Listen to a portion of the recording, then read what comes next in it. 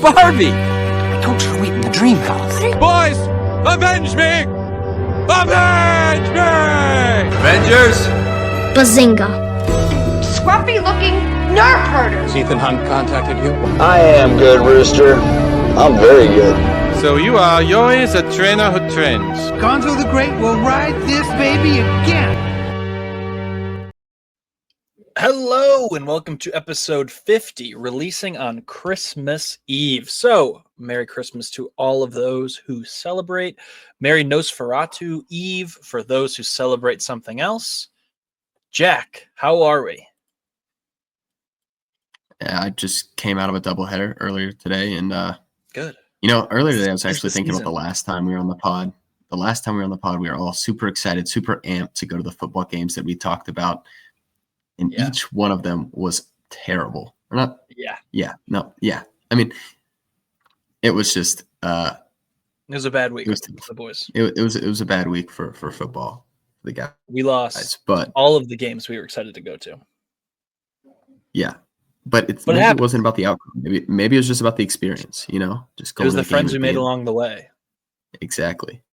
Yeah. No, I like that. I like that. How are you, man? Good. I'm off work now for the next little bit. So I got my doubleheader on the 26th, single on the 27th. I'm very pumped for movies this week. Got a lot on my watch list I want to get through, but honestly, just excited to relax a little bit. Been watching What If, which we'll talk about here in a few, but it's been good. It's been good. I don't know. Something about this Christmas is like I just kind of crept up on me. Like, it just kind of came out of nowhere. Yeah. No, so I don't know what that is, but I like it. Weird enough for like me and my family. I had my brother was in town, so we're just like spending. We just had Christmas when he was here. Mm-hmm. So for me, it's like it's over. Yeah, it happened. Christmas is tomorrow, but or 2 days from now. But it's like it already happened. Everything's done. For everyone else, it's Christmas. For me, it's like New Year's is next. Yeah, we moved on.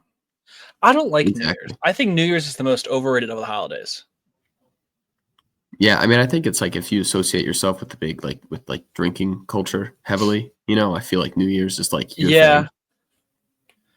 Me personally, that's not my thing, but it's like for Thanksgiving, how like there's like that Blackout Thursday or Blackout Wednesday. That's a big thing. I feel like that holiday and New Year's, they're like best friends. Yeah, they go like if you're a big New Year's person, I think you're also a big Thanksgiving person. Yeah. I think that kind of goes together. Like, I think if you're also a big Christmas person, you're a big Halloween person, which I feel like I'm more in that. That's my thought with it. But yeah. No Charles today. He is traveling with family. Very understandable why he's not here. We are recording Christmas Eve. So the Eve. But he gave us his thoughts specifically on the Superman trailer, which, as much as we're going to review Sonic 3 today, and Jack will talk about Mufasa, this is the Superman episode. We're going to talk mainly about Superman when we get into it. But for those who are wondering why we're delayed to a Tuesday release, it's because we knew Christopher Nolan was dropping some news. So we'll talk about that as well. But before we get into any of that, what did we watch this week? Yes, I can. I think that was a good little tease. It was perfect. Tease. Yeah. It was perfect. The thing is, mine should be pretty short and to the point. I watched Trading Places, comedy with Eddie Murphy and Dan Aykroyd. Pretty funny, 1983, so a while ago. Mm-hmm. Definitely a different time, but still pretty funny. I really enjoyed it. Gave it 3.5 stars. And then with all the hype of Superman, I decided to rewatch Man of Steel, which I officially bumped up to a 4.5. I'm doing that today. I absolutely love it, and it's funny enough. Not even funny. It's like Hans Zimmer. The score is just phenomenal. I listen to that nonstop. So it's just that movie to me it's easily my favorite Superman. I need to revisit the other Superman movies, obviously before the new one comes out, and I'll probably revisit it pretty soon because that trailer got me pretty excited. But this is obviously like Zack Snyder, Christopher Nolan combination. This is Nolan's Superman. I love it. I really enjoyed it, so I bumped it up to a 4.5. Then Juror number 2 came out on Max, which we both ended up watching on kind of the same day, which was I guess it was just the day they came out. So I really enjoyed that. I think it was. I really wish I got to see it in theaters. That was kind of my only problem with it. I think it was good enough to maybe get a theater release, but it didn't. Then got to watch Sonic today and Mufasa, which I can talk about Mufasa now if you want me to, or I can kind of wait a little bit later. We'll save it for the end. We'll save it when we do the reviews from this week. Okay. So I rewatched The Fall Guy, kind of on a whim. I was scrolling and I had Peacock and it was right there. So I rewatched Fall Guy, really enjoyed it again. I think I liked it more this time, but still gave it a 4-star. And then on the Superman Eve trailer, I was like, I feel like I should watch James Gunn something. I was gonna watch Guardians again, but then I was like, no, why don't I dive into the DC of it all? So I watched the Suicide Squad. When I first saw Suicide Squad, I wasn't a big fan of it. I still don't love it on the level of like Guardians, but I do think it's very good. So I give it 3.5 stars. And I think it is a great kind of jumping off point for what could be his DC world. Sure.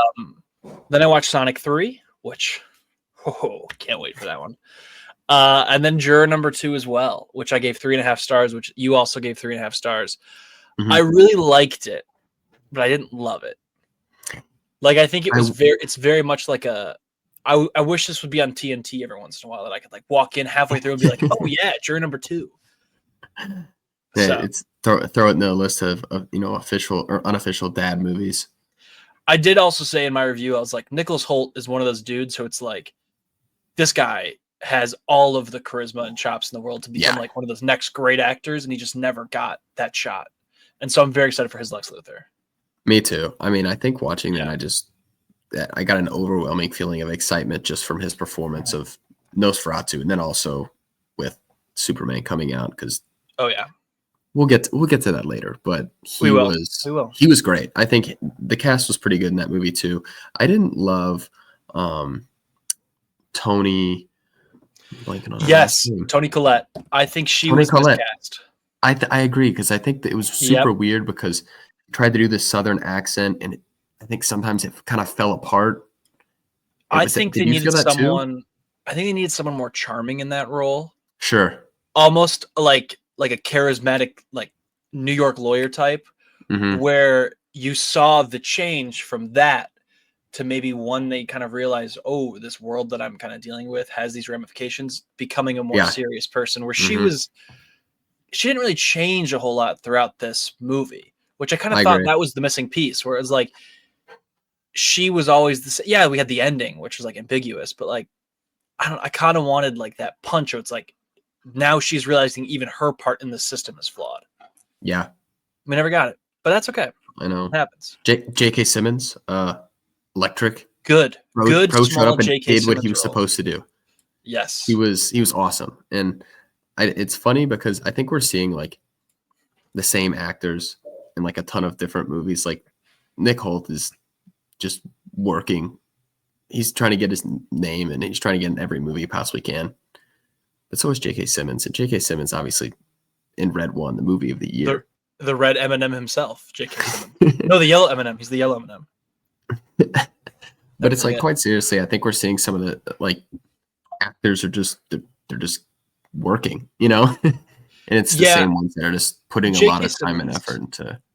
He's like reached the point to me where like I wish a lot of other actors do, where you like win the Oscar and you just do the fun stuff. You're like, for sure, I'll do a voice in Invincible, but I'll also like be like in Juror number 2 and also Red One, and like I'm just kind of hanging out and doing whatever I want to do. I just like that. I like that a lot. I do too. He's also going to be in The Accountant 2 next year, so get ready. Yes, that's what I was trying to get. I was trying to think. I'm like, he's in something else that I'm missing. And then Chris Messina. I don't know how to say his name. Do you know how to say it by any chance? Who are we talking Chris Messina. He was the agent in Air, but he was the defendant's lawyer. Oh, yeah. He was in Air, and like he would just say the most outrageous stuff in Air because he was Jordan's agent. Yes.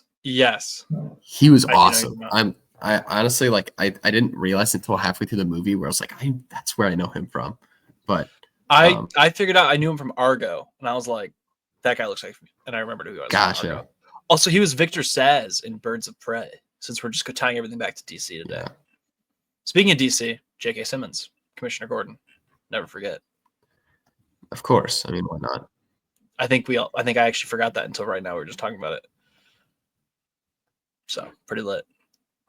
Yeah, that's crazy. I'll read Chuck's for him real fast. So he rewatched Harry Potter and the Goblet of Fire, which he gave 4.5 stars. He watched Conclave, which he gave 4 stars, and he watched Mr. and Mrs. Smith, which is I love Mr. and Mrs. Smith, and he gave that 4 stars as well. So that was Charles's list. All right, I'm gonna need him to talk a little bit more about Conclave. Yeah, I'm ready to go. Let's do it. Yeah.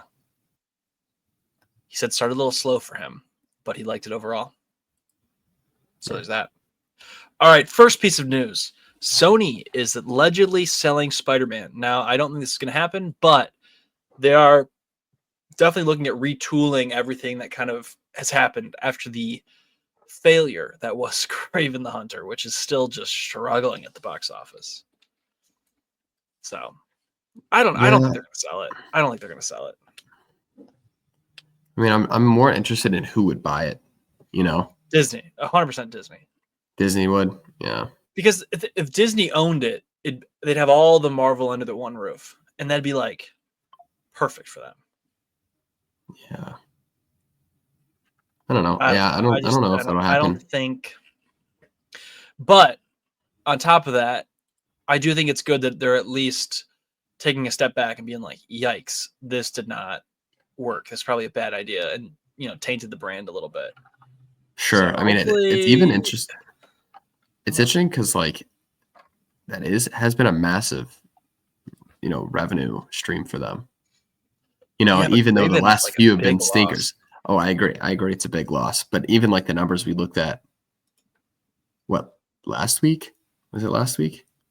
Kraven's only made $42 million so far on its 10th day. I think the budget was 110. So plus the marketing campaign, let's say it's 160 total. Yikes. Yeah. Yikes. I agree. It's tough. So we'll see. Madden though. Are you a Madden guy? Big Madden guy. Really? It's like I want to play it when I was a kid. Yeah. All right. I really like Madden up until the end of the 360 era. And then Madden for me just I don't know. I like NCAA a lot more now. The new one's out. I play that a lot, but just never. I don't know. It just never clicked with me. After that era. No, I get it. I think once it got too real, I didn't like it. Sure. I mean, I remember I played up from the Wii, where it had the Larry Fitzgerald, Troy Polamalu cover. Yes. And then we had I think I stopped playing in my senior year of high school was the last one I bought. But that's just what all my friends played. Me and my friends played Madden and we played 2K. We didn't play a lot of the Did you ever play NFL Blitz? Storyline. What? That was on Wii? Yeah, and there's GameCube too. NFL Blitz was great. And also there was the NFL Street. Where was that on? Yes. NFL Street, you'd break all the bones in your body. Yeah. That was so fun. Yeah, NFL Street was on the GameCube and the PlayStation 2. Yeah. Oh, that was such a great game. No, I loved it. I mean, I have great memories with the game. And then obviously Madden Mobile was quite possibly the greatest mobile game of all time. And then somehow they totally fumbled the bag with that one. They completely fumbled the bag on that one. No idea. They literally keep the game the same. That's all you have to do. Well, the news is that obviously we've already known that Nicolas Cage will be playing John Madden. However, Christian Bale has joined the cast to play former Raiders owner Al Davis. I'm pretty excited for this movie now. I was already excited with Nicolas Cage as John Madden just because that seems insane to me. But just the Christian Bale of it all is just very fun to me. So I like it. I like it a lot. I think it's so easy to say Christian Bale's in, I'm in. And I know there's a lot of projects that he'll say yes to that may not be perfect, but it's he's going to be entertaining no matter what he's in. So that's always a yes for me. But I'm really curious who saw Nick Cage and was that's John Madden. Yeah, no, I agree. I'm with you. But I also like the fact that this is about the game and not just the man, Yeah, which is very funny to me, where it's like, I don't know, I it's just like like the idea of that. it's like air, you know. Yeah, It's like yeah. I don't But know. I'm pretty I'm excited. When is pumped. this coming out? Does this come out next year or 26? I think 2026 as of Yeah, now. because they probably haven't started filming yet, right? They have not. No, they have not. Yeah, Yeah. everything on here is not saying there's an ETA. I would say 2026. So hopefully, I'm in. You're a Wicked guy. Hey, I know that about you. You like Wicked. Yeah. Well, Wicked 2 changed its name. It's now Wicked for Good. Does that make you more or less excited? The same. They For me could change. personally, I go. I don't care. Yeah, they could change the name to Mufasa, and I'd still go see it. Now that, hang on. Now that'd be. That's the lion. The lion is Mufasa. There Exactly, and then they cross over, and then that's just the circle of life. Come on. Yeah, the musical so cinematic easy. universe Yeah. has begun. Lin-Manuel Miranda is just going to be like Hamilton's going to hop in there. It's going to be electric. It's can't wait for it. I can't wait for it. No, that does nothing for me. I have no idea. No, I mean, I don't care. obviously, I want understand why they changed. I guess they just didn't want to do Wicked Part 2, but I guess Oh, I don't get it. I don't get it. I Wickeder. want to see this. Still Wicked. wicked. Wickedest. Hey, I'm still wicked here. That's the New Jersey version of Wicked. There was a TikTok, and it was like these guys, and they're like, "Dude, we saw Wicked. It had nothing to do with Boston." Yeah, It was a pretty funny that rocks. TikTok. I loved it. I like thought that. it's so funny. That wasn't very wicked to me. And then they're like standing around, and they're just like, "Yeah, but that was such a lovely movie. I really enjoyed it." And it's like, I didn't even go to dunks in the movie. yeah. I was gonna do a skit this week of a fake James Gunn. I'll just say it because I'm not gonna do it probably unless maybe next year. But it was a fake James Gunn interview where he was saying that he wanted to change the Superman mythos so that he would have actually landed in New Jersey or Boston instead of in Kansas. And I was gonna see if I can get someone from New Jersey to do a voice for us of like Clocky, you gotta be a hero. But I couldn't figure it out. I couldn't get a good script for it. That'd be hilarious, dude. I'm gonna retool like it. I'm gonna retool it. So we'll figure something out. But just keep that in the mind. So I like that. yeah. Hey, we're working behind the scenes here. Exactly. Bluey. Are you a Bluey guy? I'm not. I don't know anything about Bluey besides he's, I think, Australian. I think. Bluey, Mike. He's like, "Oh, Bluey. It's me, Bluey. I don't know. But there's a movie coming. So Bluey the movie. I know.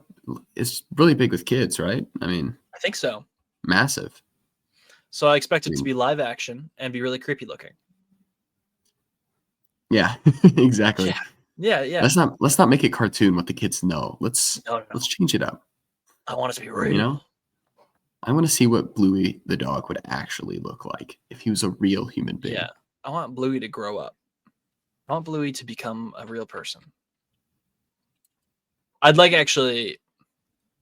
It would be really funny if like little kids had like YouTube channels where they would like critique stuff the same way adults do, where it's like Superman has gone woke, but it's like Bluey, or it's like Bluey is just sold out to the liberal machine. Like I think it'd be very funny, and they're just complaining that like the continuity is all messed up. No, that would be quite the platform. Yeah, it's like that meme of like the three kids, and it's like, is Fortnite still good? But it's like, did the Bluey movie ruin the universe? I'd like that. Yeah. All right, now on to some actually cool news. Cinematographer for Dune 2 and 1 is Craig Fraser. Craig Fraser also was a cinematographer for The Batman. So he chose to do The Batman Part 2 over Dune Messiah. And I got to tell you, I like this a lot for two reasons.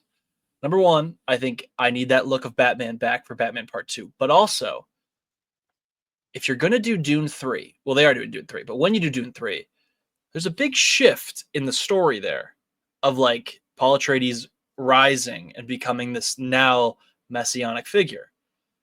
I think it'd be kind of cool if it changed visual styles going into 3 to kind of reflect that change. So I don't mind that Craig Fraser's out on Dune 3. But maybe that's just me coping. No, I agree. I mean, obviously, I think in everyone's ideal world, he would have done both of them because I think agreed. The Batman and Dune Part 2 are quite possibly the most visually stunning movies that have come out in the past. Yes. 10, 20 years, I'd argue. I mean, they're just beautiful. But honestly, I think what makes me feel a lot better about it is the replacement. Is you have Linus Sandgren. Is that how you say his name? I'm pulling it up. I know it's the cinematographer for La La Land and Babylon, and he's done. Let me pull it up. You tell me this guy. So he did La La Land, Saltburn, Don't Look Up, Babylon, No Time to Die, American Hustle, First Man. I'm for it. I mean, I'm excited. I think those movies look great. You know. Yeah. I would feel a lot worse if it was someone that I didn't know. You know, I agree. I feel like this movie has such a magnitude to it that there at least needs to be some sort of. I wouldn't want to necessarily take a chance on somebody in the nicest way possible. Yeah, like if they got the dude from Venom 3, I'd be a little worried. Like I'd be like, oh, exactly. But no, I think we're okay right now. Hopefully. Paul's about to take out the entire galaxy, and oh my gosh, Mrs. Chen, how did you get here? Yeah, they have to do a musical number in Vegas, in space Vegas. Yeah. They go to that planet from. They go to Canto Bight from The Last Jedi. I am interested though because his movies look great, but I don't think the scale for any of them is as big as the Dune movies or the Batman. So see, that is where I'm surprised they didn't get Roger Deakins to be a cinematographer here, because let me read you Roger Deakins' filmography, and you tell me if this aligns more with what you think of Dune. Mm-hmm. All right. True Grit, Skyfall, Prisoners, Sicario, Blade Runner 2049, 1917, Empire of Light, Hail Caesar. Now, of those, Blade Runner 2049, Sicario, and Prisoners are all directed by Denis Villeneuve, who obviously directed Dune 1 and 2 and is directing Dune 3. So, a little weird he didn't call his boy Roger Deakins. I'm going to assume that his boy was already booked. Not according to IMDb, so I don't know. Really? Okay. Well, hey, we're going to breaking news here. They're fighting. I have no idea. I just made that up. But if we're right, we broke it here first. They're beefing. Yeah, they're beefing. He was upset that he didn't choose him for Dune 1. He's like, I don't want to be your backup for Dune Messiah. Oh, you called me in the third one? You called me That'd be a good skit, you know, Denis Villeneuve on the phone and his boy. And, hey, man, I want you to be the cinematographer. I was thinking of that, of like when I do skits of people, like, can I just make up a voice? Because like if I did a Denis Villeneuve impression, you'd have no idea if I'm right. I think he's vaguely European, but like you have no idea. So that'd be fun to like just do the most obscure people and be like, it's an impression. He sounds just like that. I could. It's like last week you were saying with Bob Dylan. You know, I'm doing a Bob Dylan impression right now. You know, like, hey, awesome. It's me, Bob Dylan. I'm Bob Dylan right now. It's like I have no idea. Which I'm actually very excited for that. That apparently is so good. Really? I people are saying Oscar like front runner. Oh, the performance. I've heard the performance is good. I've heard the movie is fine. Yeah. As of recently. I agree. Yeah. So I'm pretty pumped for that. I'm seeing that Friday. Next piece, talking of the Batman, Penguin season 2 possibility. So there was a chance that the Penguin Part 2 season 2 might be coming, or at least maybe a version of it where it's like, you know, a crime story, but like the Penguin's in it. It's not really a Penguin season 2. That's a big rumor happening right now with Matt Reeves, you know, talking about the writing process for Batman Part 2, which they're still planning on coming out October 2026. Will it be delayed? I think if I put my betting cap on, I actually think Christmas Day 2026 when we'll see the Batman Part 2. That's just my guess. I think Christmas Day is the Batman. That'd be pretty sweet. Right? I think that'd be an awesome time for the Batman to release. Especially if they really just dive deep into the winter Batman. Yes. See, exactly. Where it's like, boy. That's what I'm saying. Like if they did, snow villain, who could that be? Mr. Freeze, wink, wink. But like, I think it'd be so sweet. Yeah, it would be really cool. I think I'm a little afraid for the Penguin season 2 just because of how perfect season 1 was. Yeah, I'm just like I like it so much now that I'm like, just don't touch it, just leave it as it is. And I don't know. I mean, if they really feel like a season 2, there's possibility and there's like an opportunity for. Because I think what made season 1 so good is that you start off the series and you're like, oh, I love Oscobb, man. This guy is a beast, you know? Yeah. He's just a stud. He does what he wants. And then by the end of it, you're like, I hate this guy. This guy I feel like it would be hard to pull that feeling off again. You know, I feel like it'd be hard for that's why I almost think he needs to be like a background player. Yeah.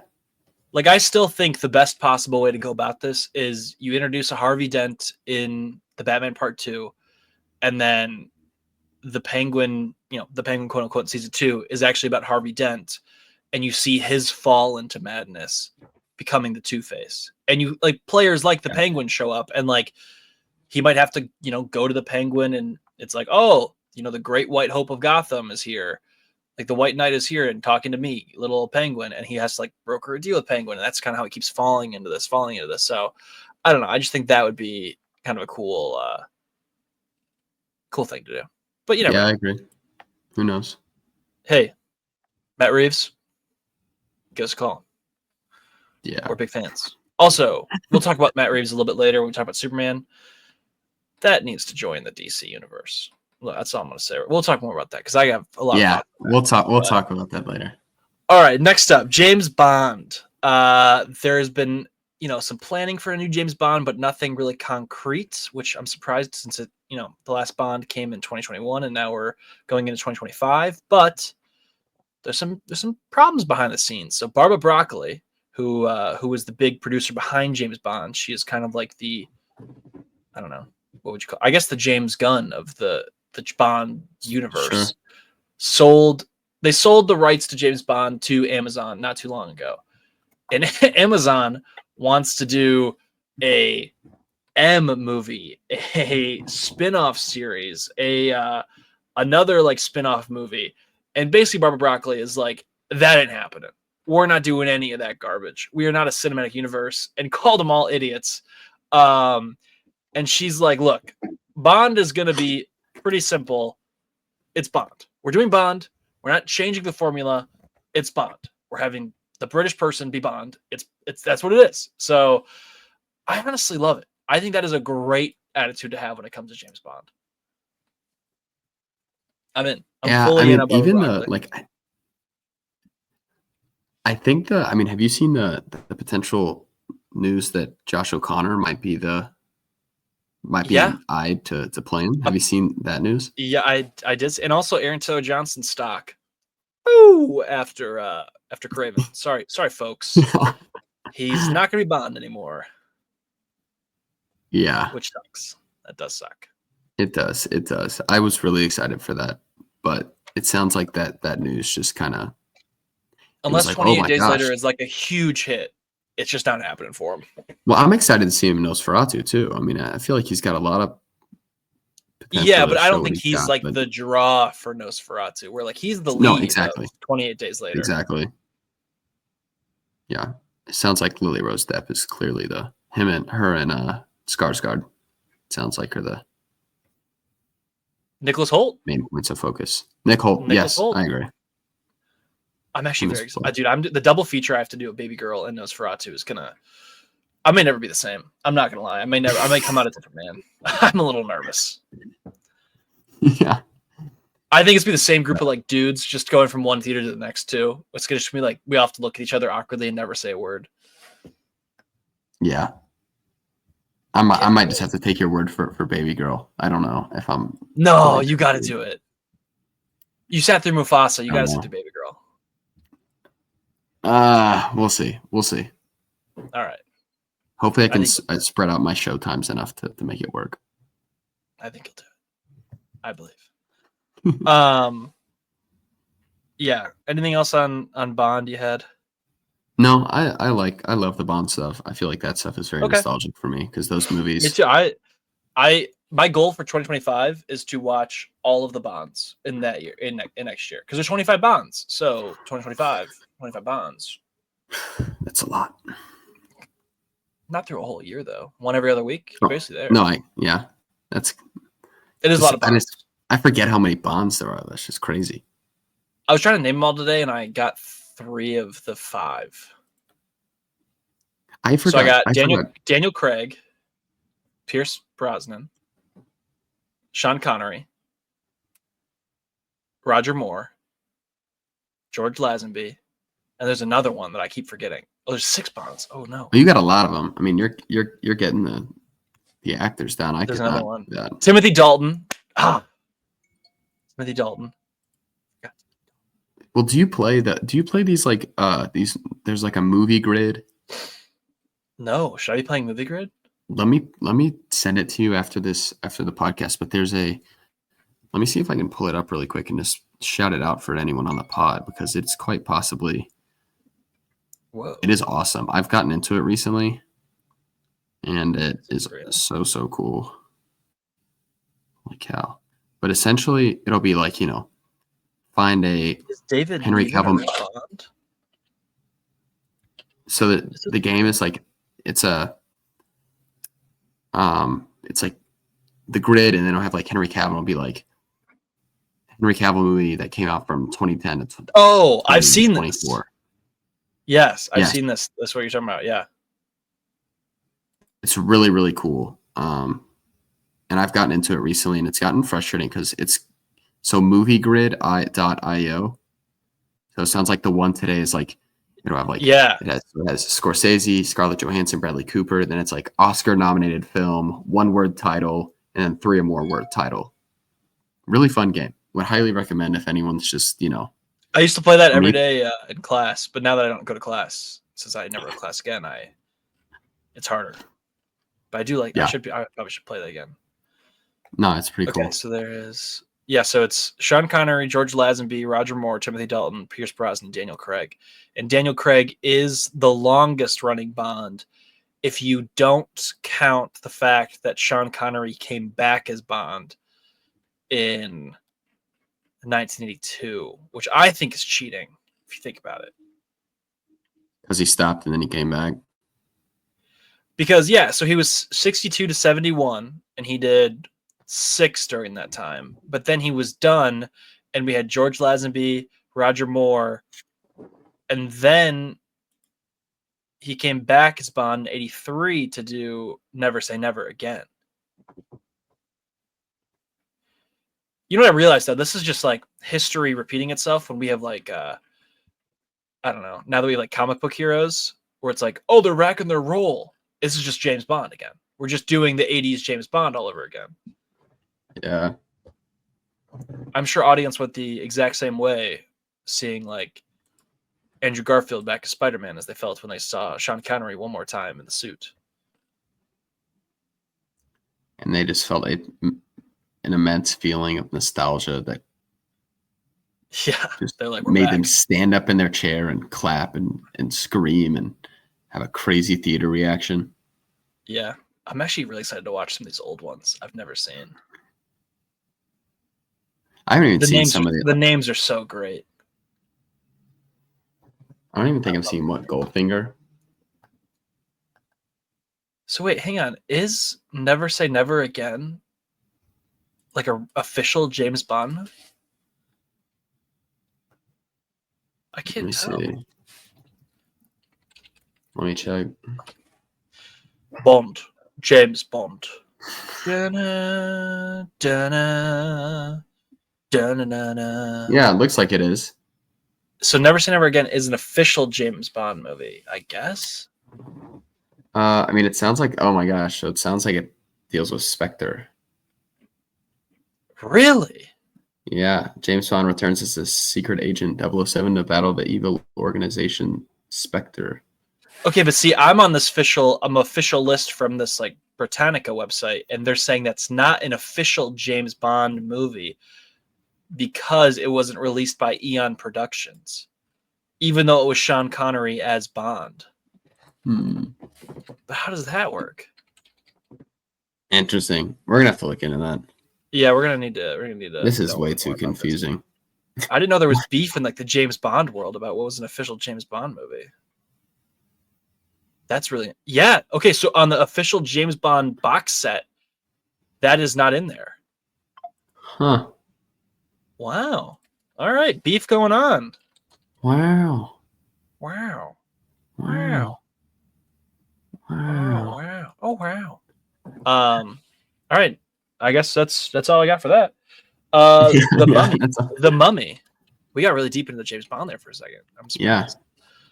I never thought we'd get that. Hopefully the pod loves James Bond.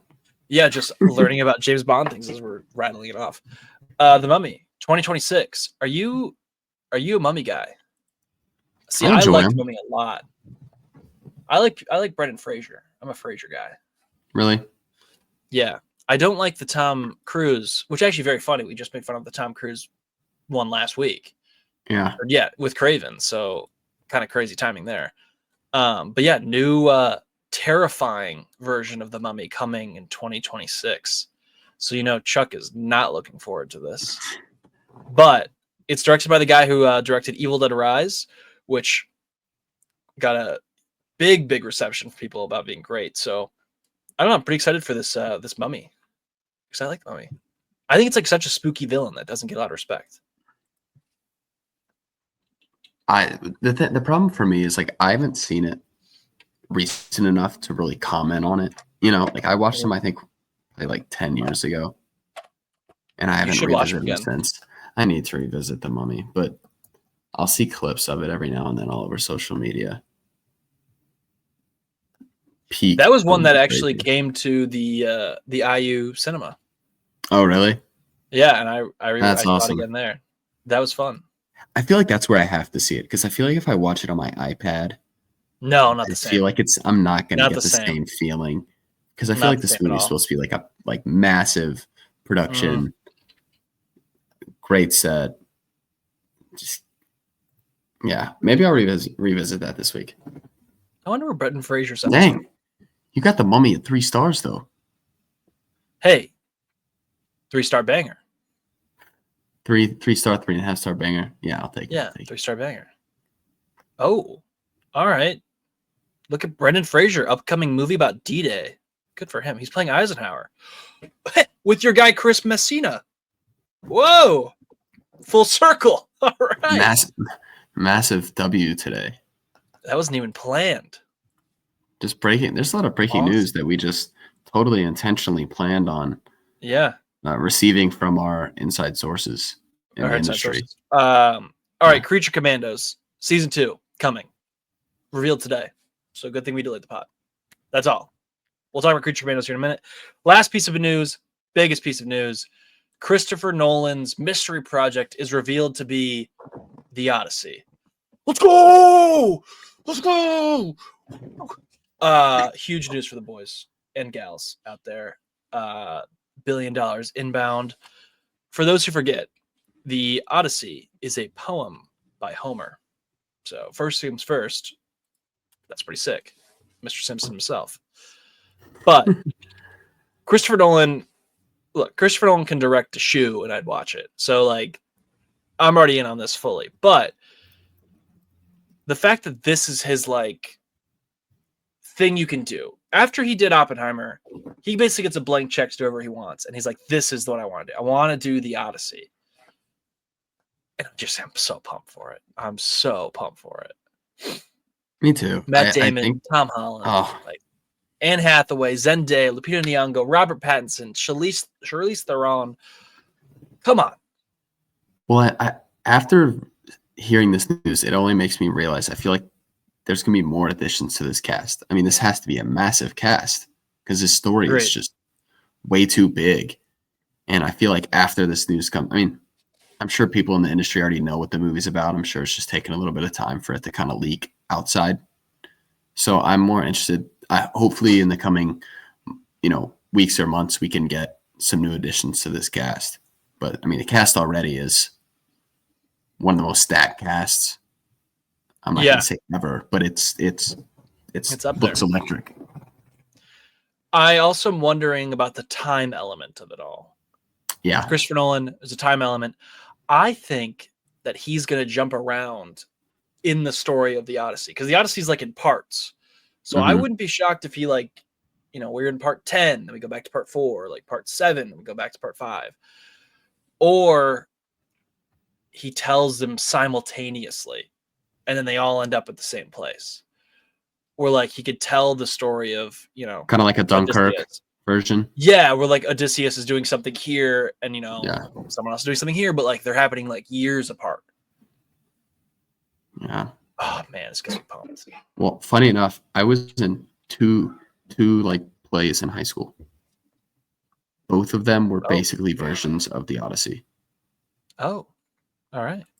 Not that makes me like the biggest Odyssey fan ever, but I don't know. I'm just excited because I feel like we have Oh Brother, Where Art Thou, which is like probably the most entertaining version or adaptation of the Odyssey we've gotten.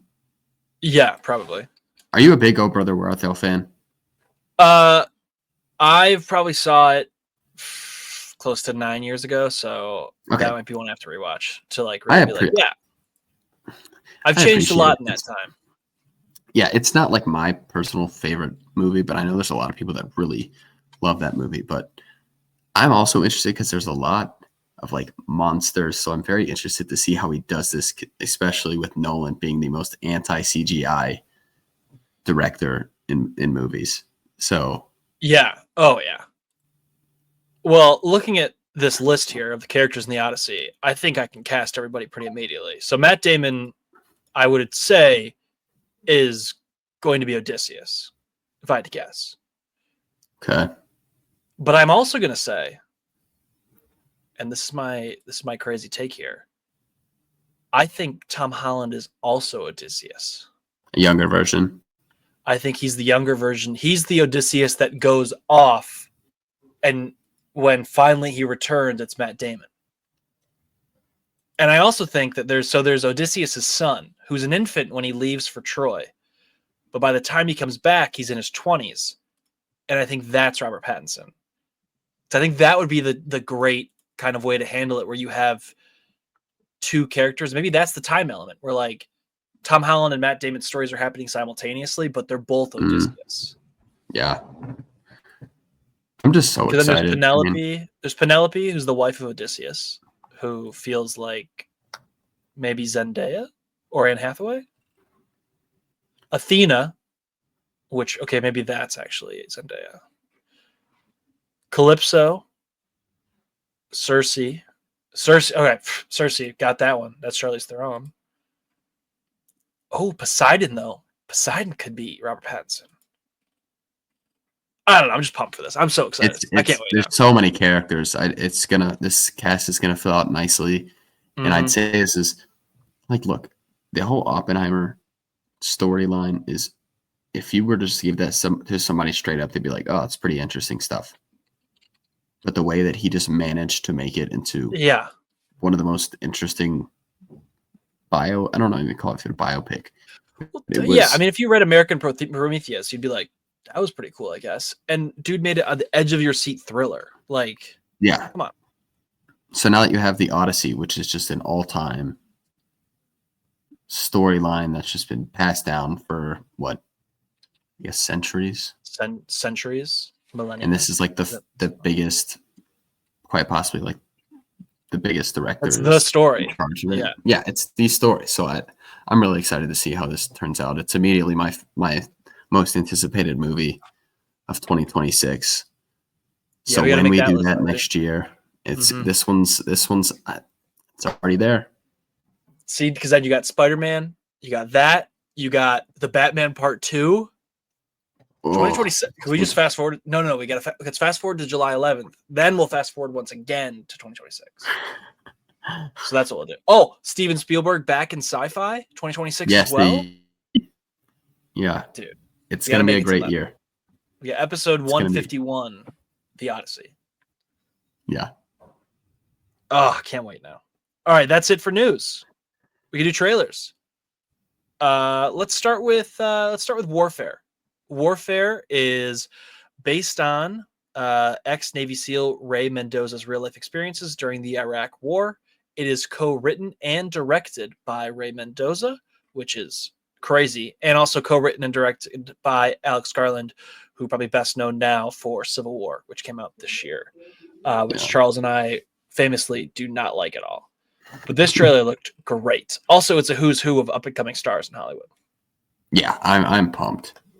Cast is great. I feel like it gives it that very like raw, barbaric kind of feel to it. Like it's almost like it feels like a documentary. The handheld camera, it just feels like you're there with them. I watched halfway through the trailer. I'm gonna be honest with you, and then I stopped watching. I'm like, I've seen enough. Yeah, I don't want to know anymore. Anything else. I don't want to know anything else because we were getting to the point where it's like people are getting shot, and I'm just like, movie like this, I'm already in. You don't need to show me anything else. I don't want to see what happens to any of the characters. I just want to. I'm in. Mm-hmm. Reminded me a lot of The Hurt Locker, which I like a lot. Which I haven't seen. You should watch The Hurt Locker this week. That'd be a great one. That's Jeremy Renner, right? This goes back to what we were saying last week, dude. Time is a flat circle. We are Christopher Nolan. Literally, we were saying last week, like he's the most underrated guy around. You like if you watch that and you're like, yeah, I think I get it. I get what he was saying. He's so good in that movie. Also, great Anthony Mackie role in that movie. Yeah. This looks great. I'm very pumped for this. And also, shout out Joseph Quinn, who made maybe the best possible, as much as the memes were of what Eddie Munson on Stranger Things, dude has turned it into a great career choice, movie after movie. I mean, going from Stranger Things to like Quiet Place, where he was, he was the secondary lead, but like still so good. And then Gladiator 2, where he was just, chewing up the scenery there. And now we got Warfare and Fantastic Four next year. Like, this guy, good for him. And then you tell me he's going to be one of the Beatles. Yeah, he's going to be one of the Beatles, which I think he's going to be. Oh, that's another one. You could do a Beatles impression. I'd be like, yeah, that's the Beatles for sure. The Beatles, except for Ringo. I know Ringo. Who is he? Yeah, I think he's going to be George Harrison, the other Beatle. So, nice. Yeah, pretty pumped. But I think that's all I got for Warfare. Anything else for Warfare? Yeah, no, I'm excited. I am a little afraid though, because I think everyone was, or a bunch of people were really excited for Civil War, and that looked really good. I remember watching the trailer, and that was one of the movies I really wanted to go see. And then I saw you guys review it, and I saw some other people review it, and that's kind of been on the back burner for me for a while. So hopefully I can. I think you should watch if you get time. And you're like, I think I should try. I think I'd love to hear it because people love it, but Charlie and I just are not that kind of people. Yeah, I'd like to develop an opinion of my own on the matter, but hopefully I can put some time away, or not necessarily put some time away, because I know I will have some. It's just like dedicating myself. It's really hard, especially when everyone's like, I really didn't like this movie, and you have like such a limited amount of time, and you're like, I don't want to watch it. Trash movie. I think I'm thinking not next episode, but the following episode we'll do our top 10 of 2024. So that's something you think might crack that list. You might want to take a chance to look at it, because trying to catch up. I'm trying to catch up. I think I'm at like 47 or 48 now. I hit 53 this week. Through. Okay. We're gonna hit 56 by the end of the week, and then I'm hoping to also catch Conclave. So I'm hoping 57. I'm hoping 60. 60 is my goal for before we start that list. But yeah. All right. Do we want to? I want to put the worst trailer of the remaining trailers first. The Electric State. Yikes! This looks stinky. I didn't even know this came out. I was like 2 days late on this trailer that it released. This made no buzz online. I don't know. I mean, maybe this is like a me thing, but I've just like Millie Bobby Brown seems like a lovely human being, but ever since she said that like she doesn't watch movies, it just makes me like it just kind of like made me upset. I'm just like, how are you an actor and you just like don't like I don't know. Yeah, you don't like movies. Yeah, this trailer was fine. I thought the robots and stuff looked neat. It seems like this movie's pretty tailored towards like kids, right? I Or guess is this so. PG-13? It's just PG. It better not be PG-13 because if it is, and these robots look the way that they do, then I feel like this is 100% PG-13, and also this cost $320 million to make. Yeah. What? How? How's that possible? I don't understand that. I mean, I Where guess did the like money go? maybe Chris Pratt and Millie Bobby Brown took about 30 each, maybe. I mean, Millie Bobby Brown. Maybe. I don't know. I mean, I feel like This feels like it should be a 160 max. I don't get it. But hey, maybe it'll be good. We'll see it next year. Maybe we'll all look back and be like, wow, what idiots we are. The Electric State, best movie of the year. I don't think so, but maybe. The Death of a Unicorn, or Death of a Unicorn. Why would they release this trailer the same day as Superman? What were they thinking? Massive This mistake. just got... Yeah, what were they doing? Because this was a good trailer. It's just no one talked about it because Superman. I agree. Great cast, too. I mean... Great cast. Will Poulter continues to just be such a charming fella.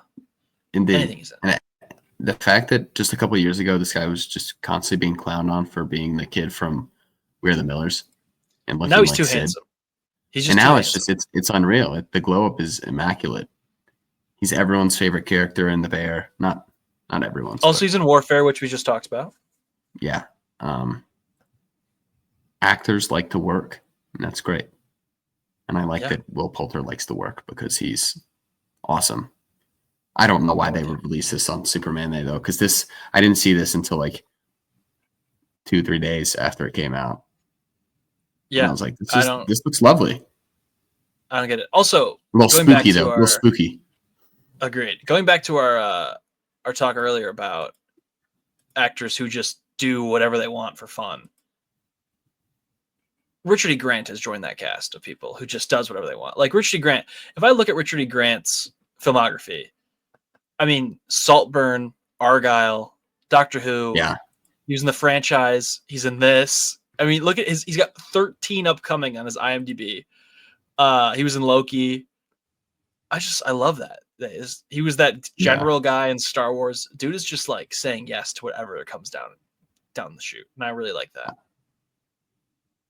I mean, holy cow. Good for him. The filmography is immaculate. Oh yeah, big time.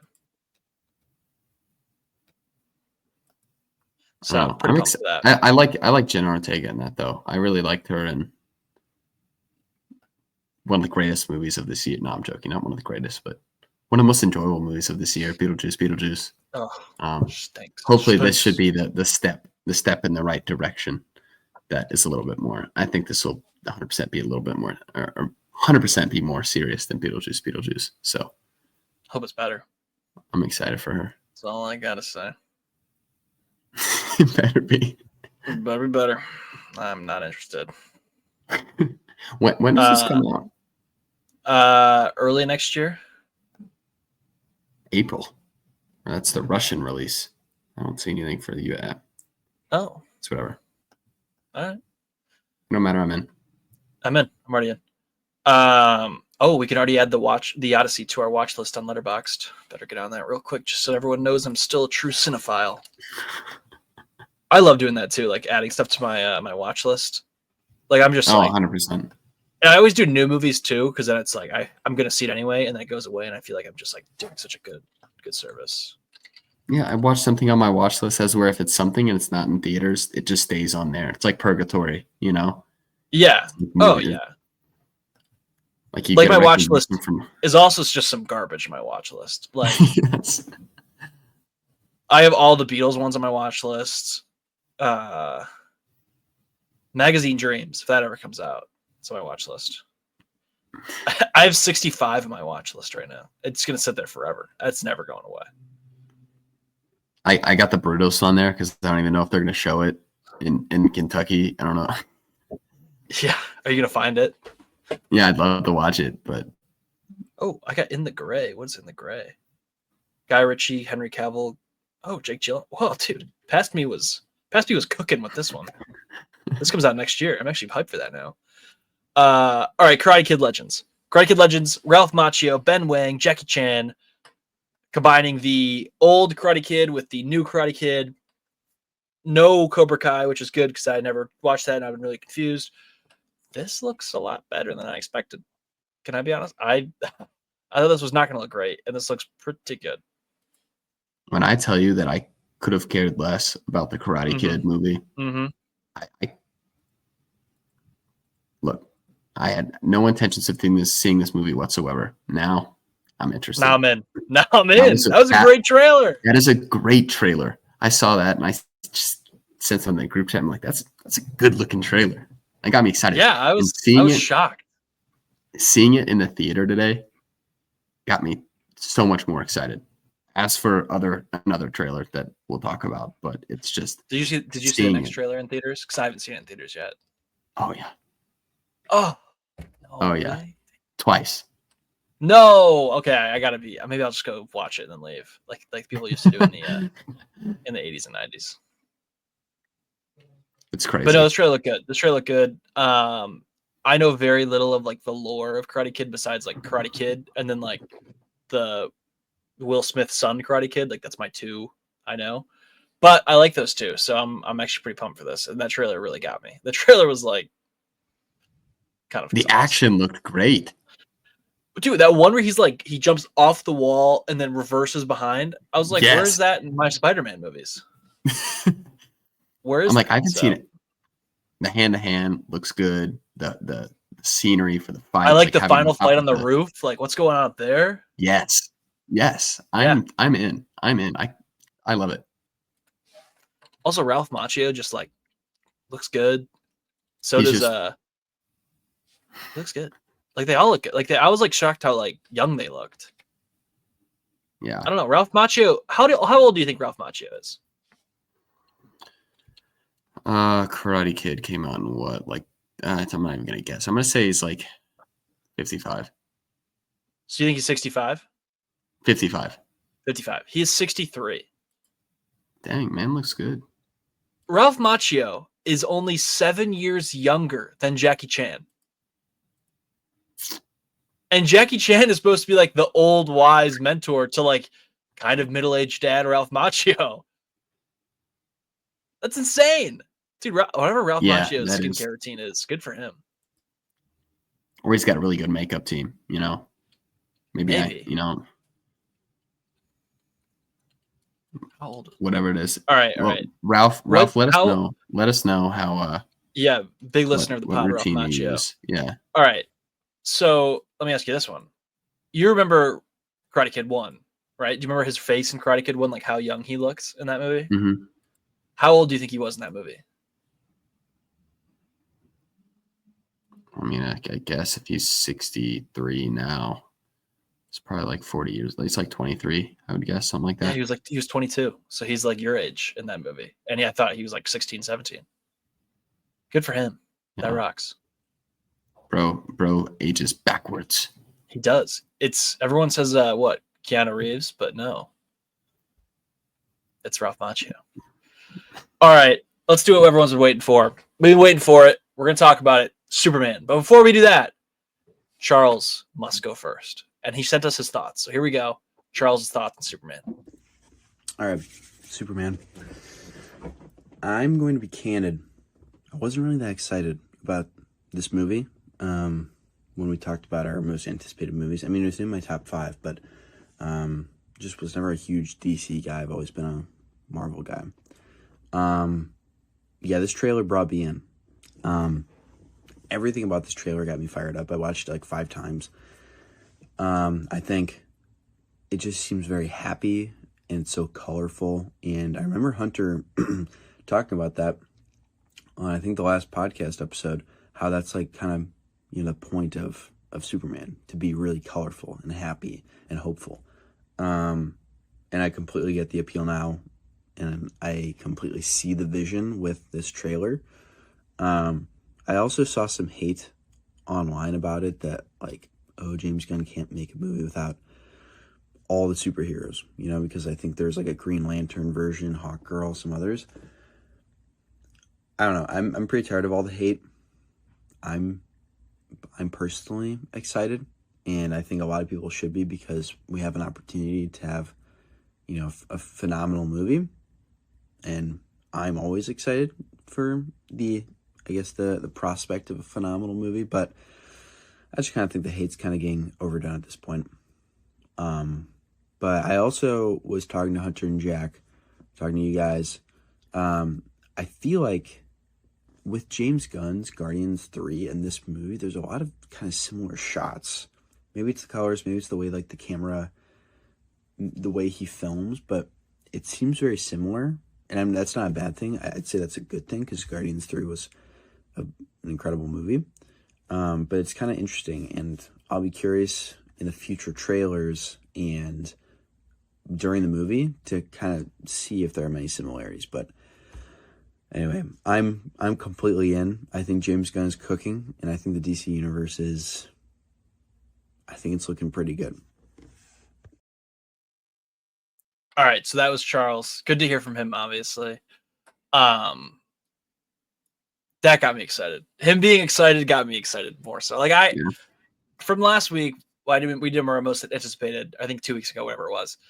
This was my number one. I've been saying it for a long time. Superman is like my guy. Like as much as I love Spider-Man, and don't get me wrong, I love Spider-Man. Like Spider-Man is everything, but Superman is so much more. And it's been hard to be a Superman fan.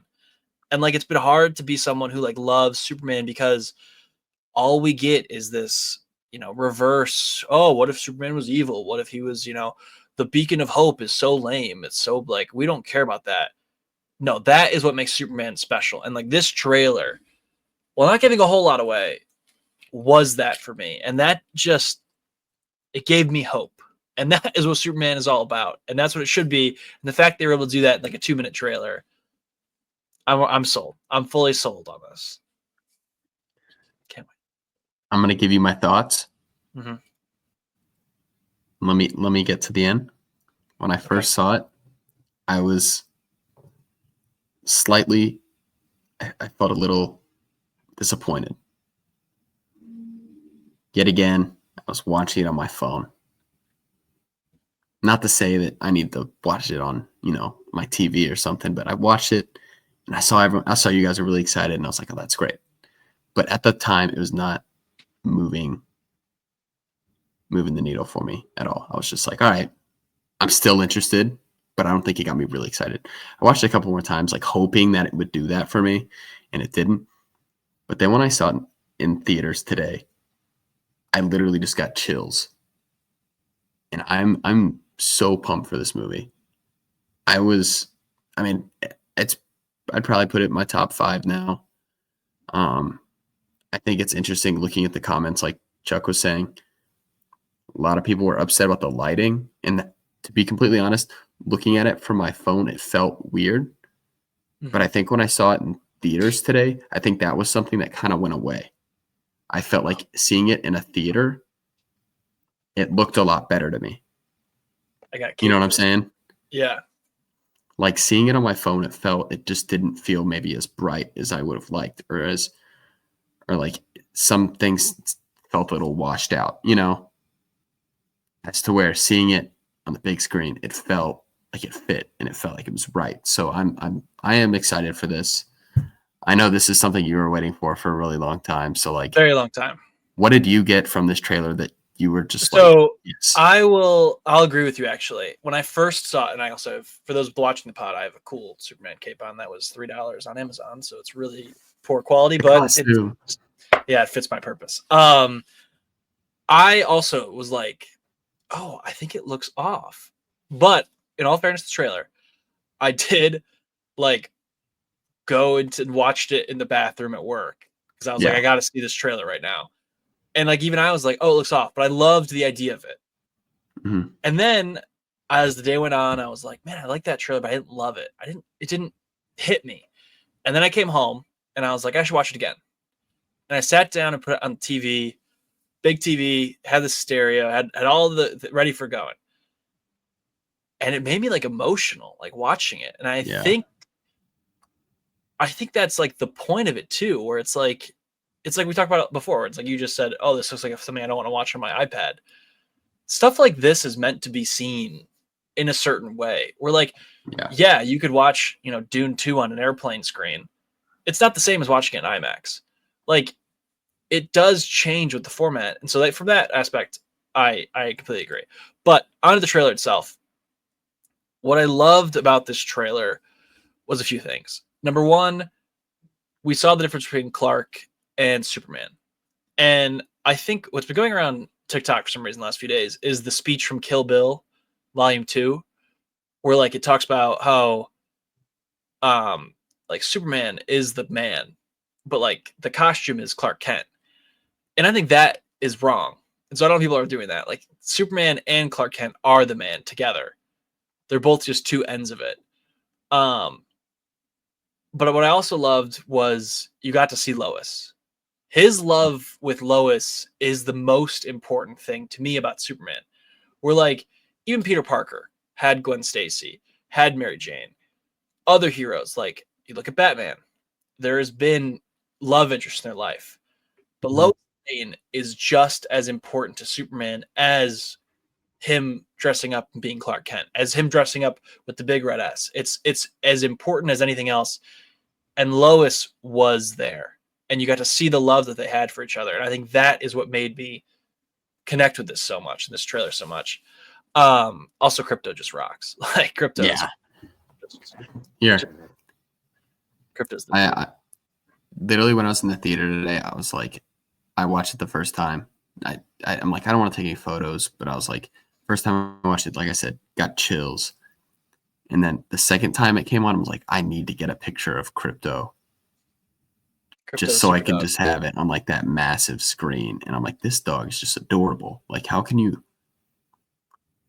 I'm like, it was funny because I was going back and forth with my dad. And my dad was just like, he was like, oh, why does Superman have a dog? Dude, no. It's like, why does Superman have a dog? And I'm like, no, this is awesome. This was the best play. Because like my grandmother, who I was with today, she doesn't like anything Cape. Nothing Cape and Cowl. Like, that's not for her.